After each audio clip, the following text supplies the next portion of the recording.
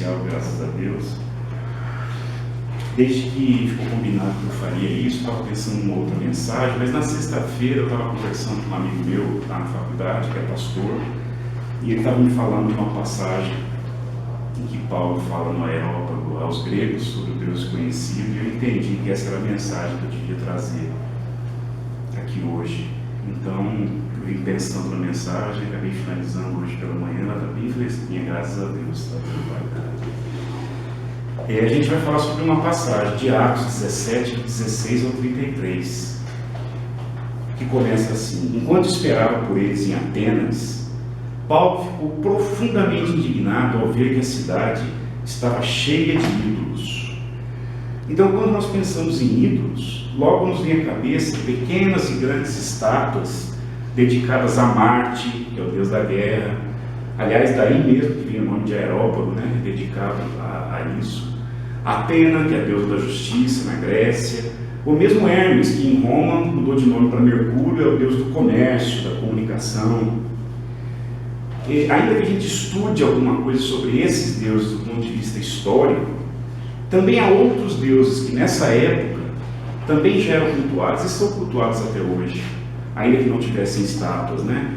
Como a gente fala hoje, o culto ao dinheiro, o culto aos símbolos de status que o dinheiro traz para cada um de nós, o culto à fama, ainda que seja por 15 minutos, da celebridade, né? O culto ao poder, o culto ao ter, em vez de ao ser. E aí a gente pode continuar elencando, né? Posição social, cargos, carreiras, etc, etc. Também na Grécia, isso era cultuado, junto com as estátuas dos deuses, né? Aí continua falando de Paulo: por isso discutia na sinagoga com judeus e com gregos tementes a Deus, bem como na praça principal, todos os dias com aqueles que ali se encontravam e pregavam em público. Essa época era o início da igreja, que a gente chama de a igreja primitiva. A palavra de Deus, mesmo nessa época tão antiga, ela não chegava somente ao povo que tinha sido originalmente escolhido por Deus. Ele falava dos gregos tementes a Deus. Então não eram mais só os judeus, ele já estava falando, o conceito de povo de Deus já tinha se expandido um pouco. Porque além dos judeus, esses gregos debatiam com Paulo e com outros pregadores. O que é um sinal claro de que a expressão povo escolhido é uma expressão que não pretende deixar ninguém de fora, mas acolher a todos aqueles que se dispuserem a ouvir as boas novas e optar por seguir uma vida com Cristo. Também hoje a nossa missão, também hoje a palavra de Deus deve ser levada a todos aqueles que não conhecem. Daí as missões. Ainda na Bíblia, continuando, alguns filósofos epicureus e históricos começaram a discutir com ele. Alguns perguntavam: o que está tentando dizer esse tagarela?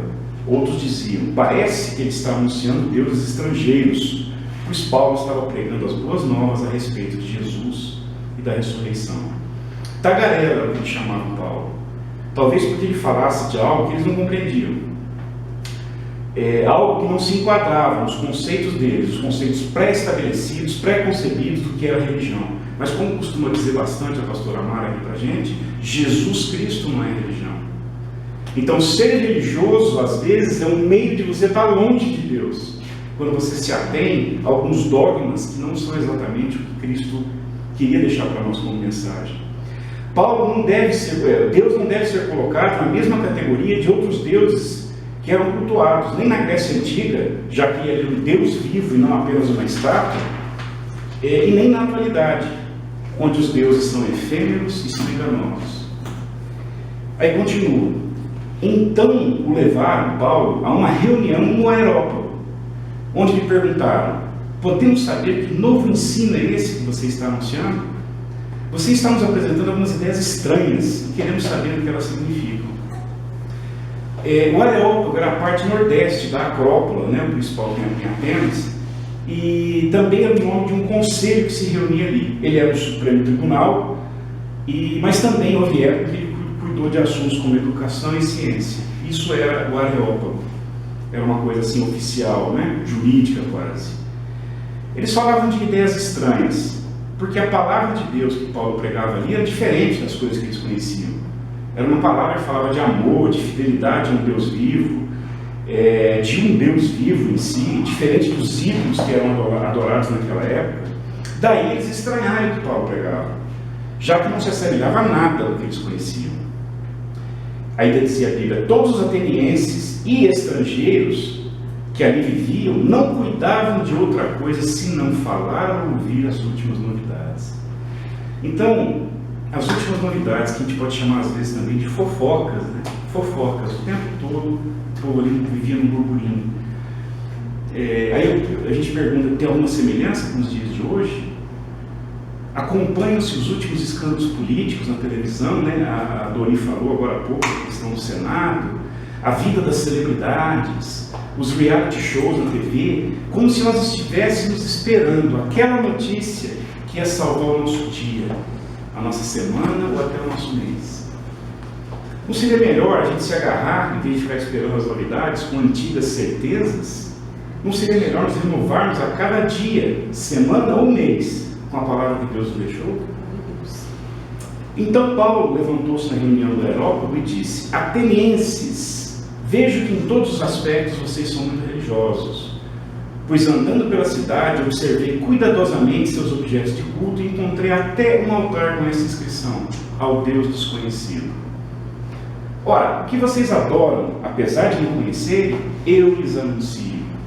E aqui cabe uma explicação, né? Ele era considerado um homem estranho. Epimênides era considerado um homem estranho no seu tempo, pelo seu povo. E ele era um dos poucos da sua época, da sua região, que acreditavam em apenas um Deus. Conta-se que quando houve uma praga muito severa em Atenas, por volta do ano 600 a.C., foram feitos muitos holocaustos, que era para aplacar a fúria dos deuses, que havia mais de 30 mil deuses, ou seja, havia mais estátuas de deuses em Atenas do que pessoas nas ruas da cidade. Interessante, né? Até sacerdotes egípcios e babilônicos foram chamados para tentar resolver aquela praga, mas não houve sucesso. Então alguém se lembrou que tinha um caboclo, não muito bom das ideias, chamado Epimênides, que acreditava no Deus único, e mandaram chamar Epimênides. Ele mostrou para eles qual era o erro de adorarem vários deuses que não poderiam ajudar em nada, e mandou que colocassem ovelhas no alto do Areópago, e essas ovelhas iriam mostrar o local onde Deus queria ser adorado. Então, no ato que eles acharam místico, né, as ovelhas desceram ao Areópago e andaram até um local onde não havia nenhum ídolo, nenhum tipo de ídolo, estava livre aquele local. E ali os artistas construíram um altar, e como não sabiam o nome desse Deus, a mando de Epimênides, talharam como um Deus desconhecido. Toda a praga então cessou. E a inscrição adotada no altar é Agnosto Tel, o Deus desconhecido. Só que Epimênides já chamava esse Deus de Elohim. E esse é o Deus que conhece tudo e a todos, e o mais profundo dos nossos corações, da nossa alma.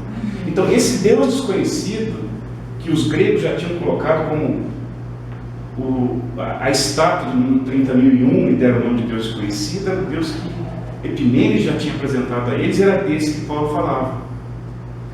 Então, 650 anos depois, Paulo foi lá dizer quem era o Deus desconhecido. O Deus que fez o mundo e tudo que nele há é o Senhor do céu e da terra, e não habita em santuários feitos por mãos humanas. Ele não é servido por mãos de homens como se necessitasse de algo, porque ele mesmo dá a todos a vida, o fôlego e as demais coisas. De um só fez ele todos os povos, para que povoassem toda a terra, tendo determinados tempos anteriormente estabelecidos e os lugares exatos em que deveriam habitar. Então, na época do acontecido com Epimênides, a história do povo de Deus, dos hebreus, já estava em andamento. Já tinha ocorrido o Êxodo, já tinha ocorrido o período dos juízes, já tinha ocorrido o período dos reis de Judá e de Israel, e o povo hebreu estava prestes a passar pelo cativeiro da Babilônia. Foi mais ou menos nessa época. Mas os milagres de Deus não eram exclusivos dos hebreus.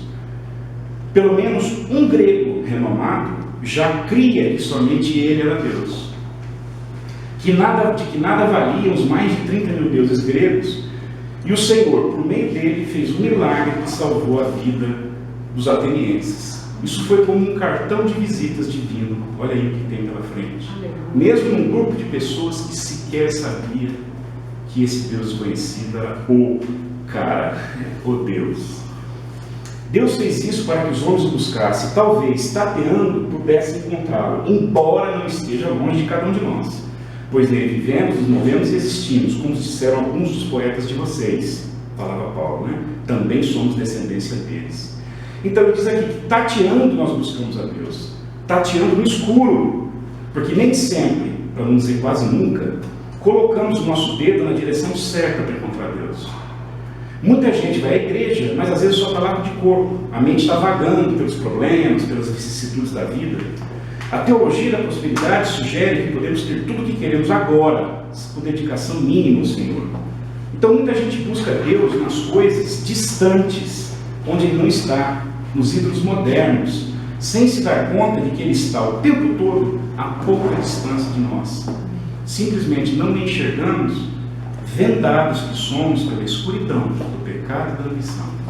Por isso a gente bateia quando Ele está tão pertinho. E continua Paulo, assim, visto que somos descendência de Deus, não devemos pensar que a divindade é semelhante a uma escultura de ouro, prata ou pedra, feita pela arte e imaginação do homem. No passado, Deus não levou em conta essa ignorância, mas agora ordena que todos, em todos os lugares, se arrependam, pois estabeleceu um dia em que há de julgar o mundo com justiça, por meio do homem que designou, e deu provas disso a todos, ressuscitando dentre os mortos. Aleluia! Ou seja, o que se apreende um pouco dessa fala do Paulo, já aqui no finalzinho dessa passagem, é que Deus já foi mais condescendente com os ignorantes. Aqueles que buscavam felicidade por intermédio de falsos deuses, aqueles que achavam que tinham todo o tempo do mundo para mudar suas vidas, aqueles que achavam que dedicar-se ao Senhor era uma tarefa superficial e que podia ser posta em prática com o instalar de Deus. A verdade é que temos cada vez menos tempo. O Deus já não é mais desconhecido.